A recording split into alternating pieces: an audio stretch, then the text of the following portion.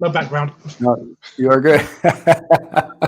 People are seeing it in real time. That's perfect. Yeah. Mr. Officer, thanks for joining the Square Pizza Pod. Thank you so much, Greg. Nice to see you. Yeah, you as well. How's everything going today? It's going well. We continue to try to deliver on our mission of making sure that people we serve have the resources to be successful in the workforce. That's what we do. Yeah. We look forward to hearing more about that. Where in the world are you coming from today? Well, I was in DC this morning for breakfast with a colleague of mine. Cool. Yep. I had an event last night with the Jamaican ambassador and the prime minister. Wow. It's pretty cool. How did that go? The Jamaican ambassador and prime minister. I was pretty interested. He was in town to discuss some hemispheric issues around trade and security issues. So they always invite a few friends of the island to attend a dinner. And I was there last night with those two esteemed leaders. Well, that's great. That's really cool. And I don't want to assume, but it sounds like you didn't grow up in Ohio where I grew up. So curious if you want to share kind of where you're from. Sure. So I was born in the UK. Oh, cool. In London. And I spent 5 years as a child in Jamaica, living with my grandparents. So I have strong Jamaican ties. Yeah. But I am basically a Londoner who moved to the US after grad school in 1990. And how was both like growing up? Yeah, I was both growing up in London and spending time in Jamaica. That sounds pretty incredible. Yeah, well, Jamaica informed me of our common humanity. Because I was there at a time when they were literally a third world country with major disparities of income and wealth and poverty. So I lived at a time there when the island had yet to fully develop.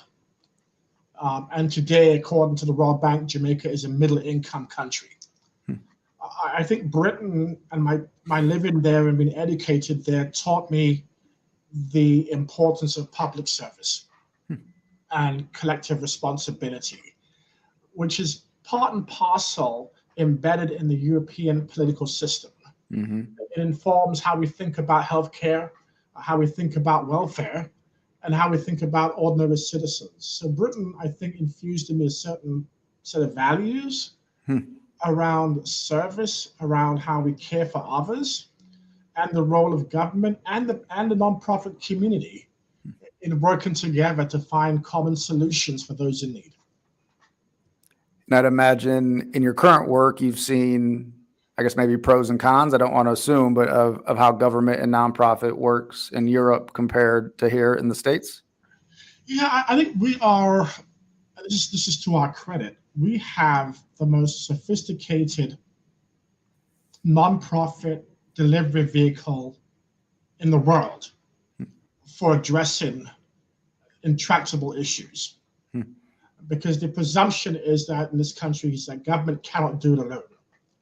We need partners in the community, and therein lies the emergence of philanthropy and corporate sponsorships to help drive donations and resources into a system that provides care. The European model is ostensibly based around the actions of government. And civil society nonprofits take a less active role than they do in this country. Quite fascinating. Yes. Let's formally introduce you before we go too far into that. And so, for the audience, so I'll read this for everybody. But Mr. Gary Officer, President and CEO of the Center for Workforce Inclusion, the largest and most experienced nonprofit dedicated exclusively to workplace inclusion and economic opportunity for low-income and older job seekers. And I want to stay on that older job seeker part because most of our guests on the Square Pizza Pod in the education or philanthropy or social impact, often kind of talking about, that K through 8, K through 12, maybe K through 16 kind of students or those transitioning out. Yes. So really excited to have you to hear more about kind of your perspective as you guys are thinking about supporting older job seekers in the marketplace. So I guess with that intro, Mr. Officer, yeah, I would love to kind of hear more what a day in the life looks like outside of you having dinner with the Jamaican president and prime minister, unless that's a normal day, which is great. Well, thank you, Greg. First of all, we are pro workforce development, period, for every age group. We're not about pitching one age group over the next. What we focus on is older Americans for the very simple reason that older Americans are the most vulnerable in the US workforce. The long-term unemployment rate for an American who's 50 and over, the long-term unemployment rate is about 25%. Wow. The labor force participation rate, which is a real indicator for how robust different groups are in the workforce, is about 37%. So you combine the labor force participation rate and the long-term unemployment rate, you have a pretty dire picture of the experiences of older workers in the US workforce. And if I may continue, there are two, I think, major implications of that. The first is that older workers by 2028, 2029, according to the US Committee on Aging, will become one of the largest single segment of the American workforce. And this is occurring at a time where we have a record number of jobs available, roughly about 9 to 10 million, and roughly 6 to 8 million job seekers. So the disconnect between job seekers and jobs available, the lack of opportunity and engagement for older workers is something we have to pay attention to. Yeah, that's really important, obviously. And I think a few clarifying questions for me and maybe the audience. How are we defining older workers? That's a good question, because some older workers starts at 45, right? Okay. The mid-career types going through another sort of progression in their occupational journey. In some careers, and this is where gender plays a role, because age discrimination for women may start as early as 40, and for men as late as 50. So we're seeing some gender imbalances in how we determine what older is, partly based on what occupations people are engaged in, partly a product of perceptions about whether or not at a certain age, 45, 50, one is technologically proficient enough to function in a fast-paced and dynamic world where technology will drive our engagement in the workforce and how we relate to each other and how we perform on the job. And knowing more about you guys and your work, my understanding is there's a lot of programs you guys are standing up and operating to counterbalance some of that age or gender discrimination in the workplace. So I would love for you to share some of the specific programs you guys are running to support workers out there in the community. Sure. So in this country, the workforce development spending comes through what's called a Workforce Investment Opportunities Act, WIOA. Roughly $3 billion a year is appropriated through Congress to fund a nationwide network of organizations who provide training and job placement assistance to unemployed Americans. Those programs are not age friendly. Those programs are not placing older workers or reaching out to them in ways that they do for younger workers. Those programs typically cherry pick the best among the younger workers and move them into occupations as they become available. The one program in the federal space that is exclusively geared towards older Americans is the Senior Community Service Employment Program, sometimes referred to as CSEP. Go. Take the senior out, not a program that is exclusively for senior citizens. So if you are older and low income, and you are 55 years old and out of work, and you have the desire and the enthusiasm to retrain and to re-enter the workforce, the CSET program, as it's referred to, provides that opportunity. But the program only helps half of 1% of the total number of older Americans who are looking to get back into the workforce. Wow. And so we speak for them. Yeah, that's incredible. And then, I know you're based in DC now. There's programs that are operating nationally that you guys are supporting. Is that correct? Correct. Yeah. Can you speak to some of those, or maybe how somebody in Charlotte or in North Carolina could get involved or should be looking for? So we fund a national network of local agencies. So we are a national intermediary that has thought leadership somewhere else in our space that we do through our CWI Labs.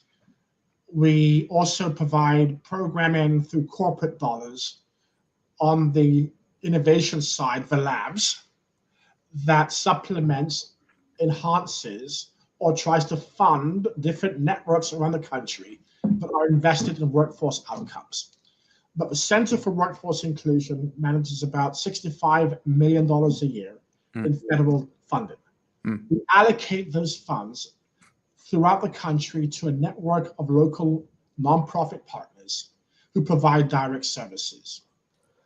What we also do, and this is important for this call, Greg, is one of our signature programs right now is our digital certification program, DCP. We believe that if we are to successfully move older Americans into the workforce, they have to be digitally literate. They have to be able to communicate through these platforms. They have to be able to use the various Microsoft and Google platforms and file in a cloud platform documents that would fill a room 10 years ago. So we're now trying to move older workers into the workforce with the skills that they will need to succeed and thrive. And that's what we do. And the DCP is fundamental to that approach. Yeah. That's really cool. And maybe a tough question, maybe not, but with 65 million and thinking a lot about like data and outcomes, how does your organization measure success being an intermediary and funding all those different groups across the country? We do it through two ways. Okay. One is we measure the success rate of older Americans as they move from training to employment. And our numbers around that is about 15% a year. And it's 15% because older workers have gone through a tremendous set of challenges informed by multiple rejections, in some cases health issues, that has made it difficult for them to move seamlessly through training to employment. So an enormous amount of work has to be done to rebuild their self-esteem, to rebuild their sense of purpose, to rebuild their sense of value. Then you provide the training. And once trained, you provide assistance in moving these job seekers into employment. So that's one. Yep. The other, which is really important, is the Senior Community Service Employment Program also has what's called an important community service component to that, where we place them for on-the-job training in nonprofits. And why is nonprofits important, Greg? Yeah. Nonprofits by themselves in this country would be the 5th largest economy in the world. Is that right? Yeah. Say that again. Nonprofits by themselves as a sector in the United States, in the United States, would be the world's 5th or 6th largest economy. Wow, that's a hell of a stat. Based on the funding that's flowing through, based on the amount of employees that come through, based on even some of the, and this is to a lesser extent, some of the in-kind support, but this is a robust and vibrant sector, too often ignored, and they're highly sophisticated, and in some cases, highly funded. Hmm. So the community service component of the CSEP program is important for individuals as they begin to move seamlessly back through a supportive environment, working in a mission-based structure that helps them get through training and into the workforce. Hmm. And I know you do this day to day for your job, but if I put you on the spot and ask you to give the pitch to employers out there about why they should be considering more 50 and up team members or employees, what's your pitch to employers to hire people in the aging workforce demographic?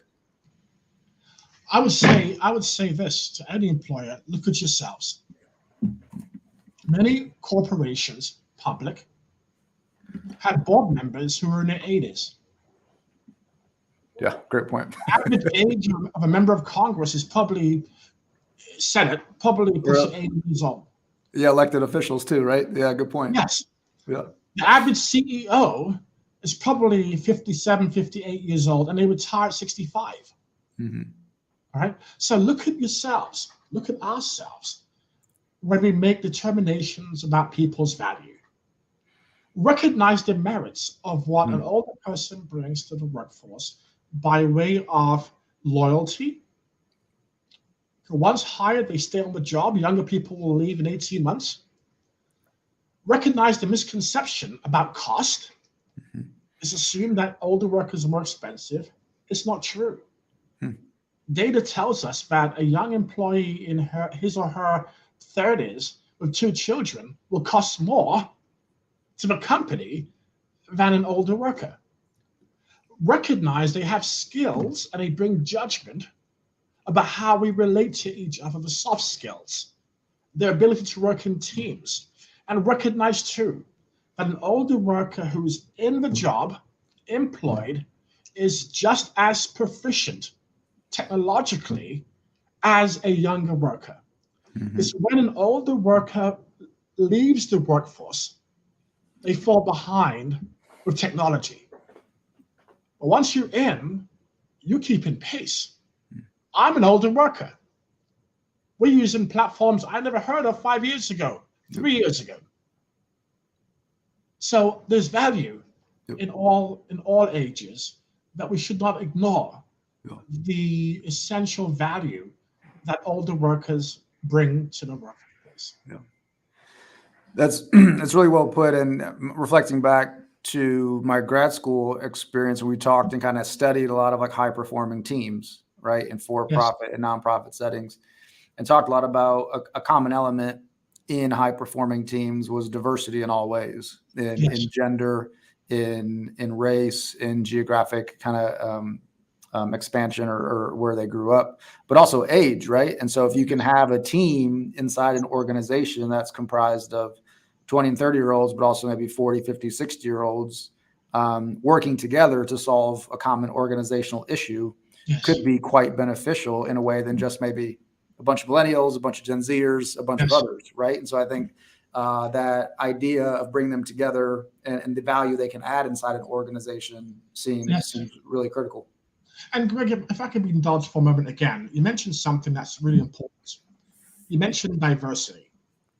And I think in the post-George Floyd response, which came through a period of introspection and reflection, many companies went through an intentional period where they were seeking to embrace all notions of equity and inclusion within their workforce.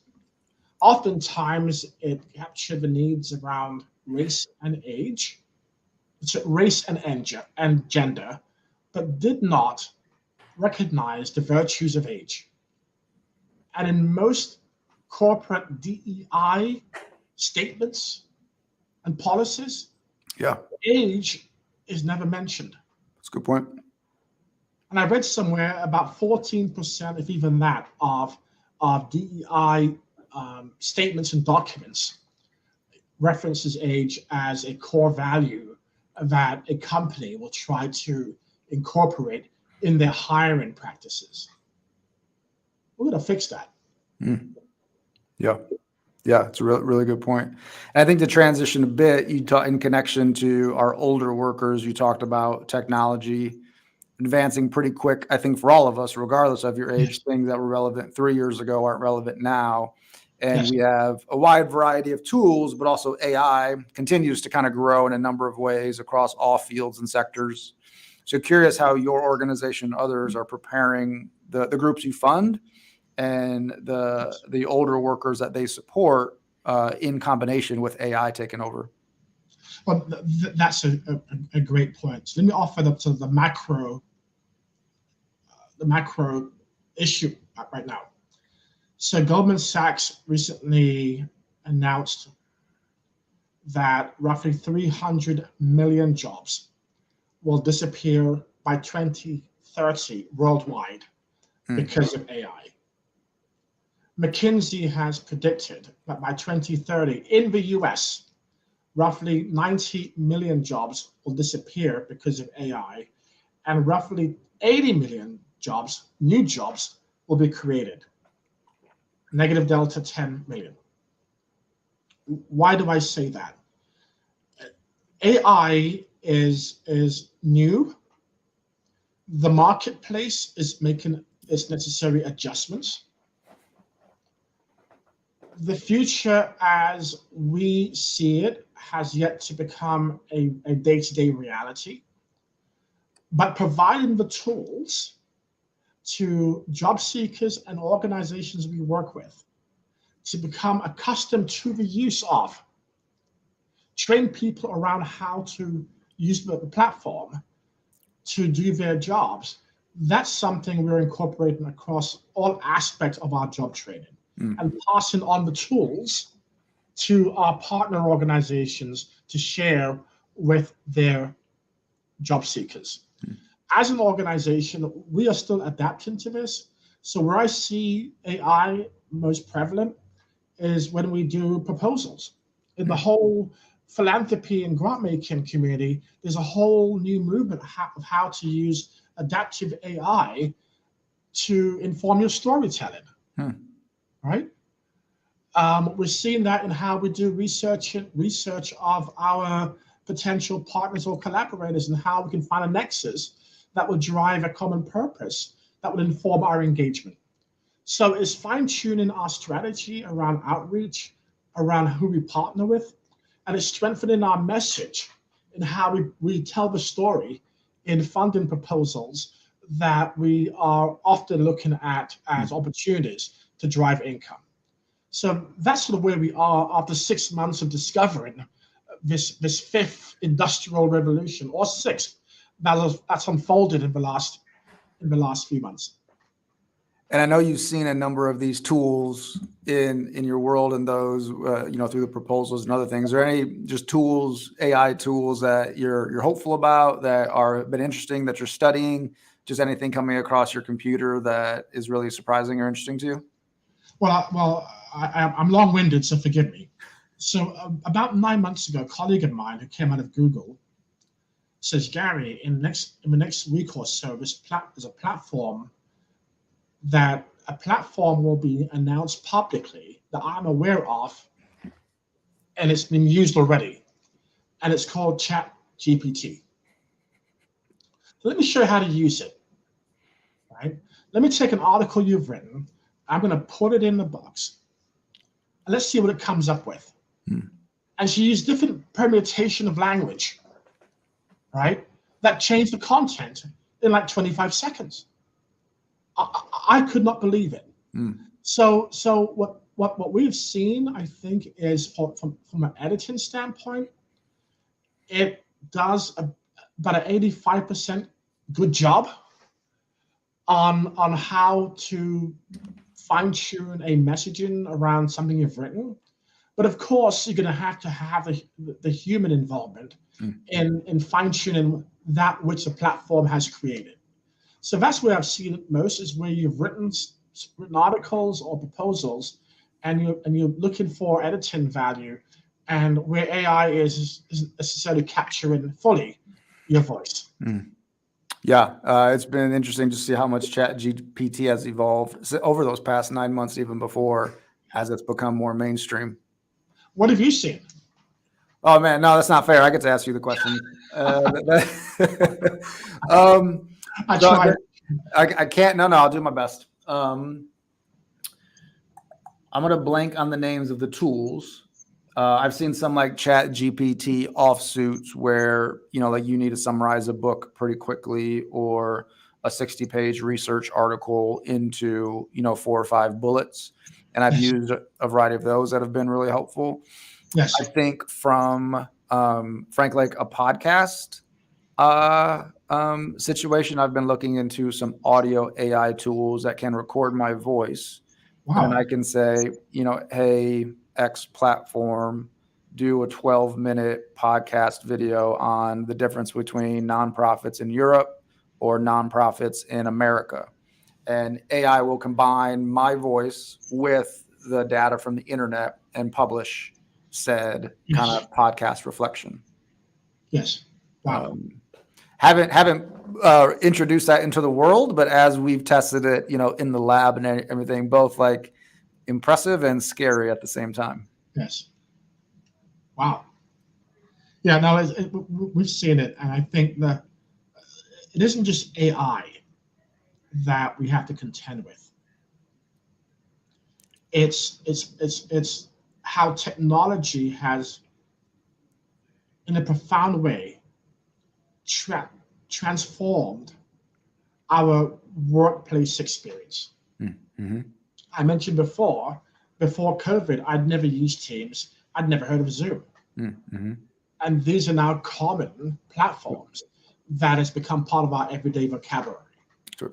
I read an article recently that the Castle Key company have said that office use is down 30% of pre-COVID levels. Mm-hmm. Right. I've also seen articles that has commented that for every company, let's take a JP Morgan, that's ordering its workforce back into the office, 2 other companies are saying stay at home. Mm-hmm. So that shift is permanent. Yep. So now we're changing how we relate to each other on an interpersonal basis. And now we're speaking to how technology is changing how we do our jobs. So we're going through a period of transformational change. We're saying that change has to be age-friendly. And we have to recognize that older workers bring unique value that we don't want to see lost or missed as we embark into this new age of post-industrial technology movements. Yep. We have to get people involved. Yep. Yeah, and both, like, to your point, the inside a group like JP Morgan, the type of job may dedicate or be better aligned in person in the office than at home, and or to your point, this sort of job as well as like the age, right? Don't want to assume, but my experience tells me maybe some older workers would prefer to come in person more days than maybe my younger counterparts, or perhaps vice versa. But figuring out the environment in which both of those sets of populations can work together for the greater good could have some really promising outcomes.